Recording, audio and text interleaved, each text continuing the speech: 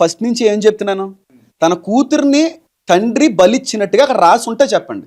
మీరు అలా తీసుకుంటే కాదు కదా, బైబిల్లో రాయబడి ఉందా? ఇది మొట్టమొదటి విషయం. రెండో విషయం చూడండి, అక్కడ 31వ వచనంలో ప్రతిష్ఠిత మగును అని చెప్పి కామ్య పెట్టి మరియు దహన బలిగా అని రాయబడి ఉంది. కింద దహన బలిగా అనేటువంటి పదం దగ్గర ఫుట్ నోట్ లో చూసారు అనుకోండి, లేదా అనేటువంటి పదం ఉపయోగించబడుతుంది. ప్రతిష్ఠిత మగును మరియు అనే దానికి లేదా అర్థం వస్తుంది. అక్కడ మీరు చూడండి, ఇప్పుడు కాదు ఇప్పుడు ఒక నిమిషం, నేను మీకు పెన్ను మరియు బుక్ గిఫ్ట్ గా ఇస్తాను అంటే పెన్ను మరియు బుక్ రెండు ఇస్తాను. పెన్ను లేదా గిఫ్ట్ గా బుక్ అంటే నేను చెప్పేది మీరు అర్థం. మరియు అంటే లేదా ఆయన టైం ఇచ్చినప్పుడు నేను మధ్యలో ఇంటర్ఫీర్ అవ్వలేదు. నాకు టైం ఇచ్చినప్పుడు నేను మాట్లాడండి. అక్కడ ప్రతిష్ఠిత మగును అని ఉంది, ప్రక్కన దహన బలి అని కూడా ఉంది. దేవుడు ఆయన నిజంగానే దహన బలి ఇచ్చేయాలనుకుంటే ప్రతిష్ఠిత అనేటువంటి మాట ఉపయోగించక్కర్లేదు. ఇది ఫస్ట్ పాయింట్ అండి. రెండవది, రెండు పదాలు ఉపయోగించారు అక్కడ. ప్రతిష్ఠిత మగును అన్నాడు మరియు దహన బలిగా అనేటువంటి పదం దగ్గర 1 అని చెప్పి కింద ఫుట్ నోట్ లో లేదా అని రాయబడి ఉంది. అర్థమైందండి? ఇప్పుడు నిజంగా ఆమెని బలిచ్చేయడం నిజం అయితే ఆవిడ కన్యత్వాన్ని బట్టి ఎందుకు ప్రలాపించింది? కన్యత్వానికి ఆమెను ఇవ్వడం గురించి సంబంధం ఏంటో చెప్పమంటారా?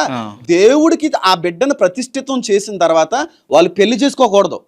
ఇంక జీవితాంతం కూడా వాళ్ళు సన్యాసులుగానే కన్యత్వంతోనే వాళ్ళు ఉండాలి. మరొక పరపురుషుని ముట్టుకోవడానికి వీల్లేదు. ఆఖరి వచనాల్లో అదే రాయబడి ఉందండి. కాబట్టి బలి ఇవ్వడం అనేటువంటిది జరగలేదు. దేవుడికి ప్రతిష్ఠించాడు గనక ఇంకా కుమార్తెకి దేవుడికి అయిపోయింది, దేవుడికి సమర్పించేసుకున్నాడు. ఇంకా ఆవిడ జీవితంలో పెళ్లి చేసుకోవడానికి వీలు లేదు. పైగా యెఫ్తాకు ఒకే ఒకరు కుమారులు కూడా లేరు.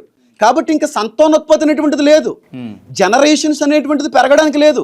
వంశవళి ఇంక ఇక్కడితో ఆగిపోయింది. అందుకే యెఫ్తాన్ తర్వాత మళ్ళీ వంశవళి యొక్క ప్రస్తావన. ఈ అంశం మీకు ఒక కోణంలో కనబడుతుంది,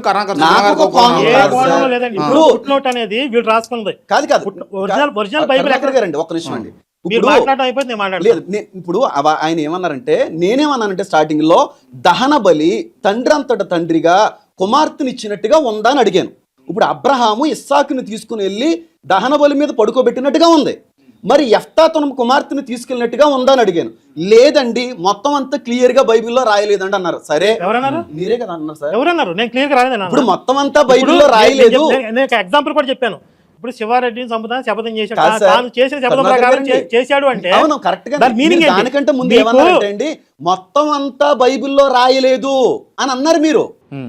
బైబిల్లో రాసినటువంటి విషయం గురించి మాట్లాడదాం అంటున్నాను నేను. పదాలు రాయలేదు అంటే నేను అర్థమైందని చెప్పింది. ఇప్పుడు యెఫ్తా తన కూతుర్ని దహన బలిగా అర్పించాడు అనే అర్థం పక్కాగా వస్తుంది. అక్కడ అబ్రహాం ఇస్సాకుని బలిగా అర్పించిన దానికి అక్కడ క్లియర్ ఎవిడెన్స్ ఉందా సార్? లేదండి.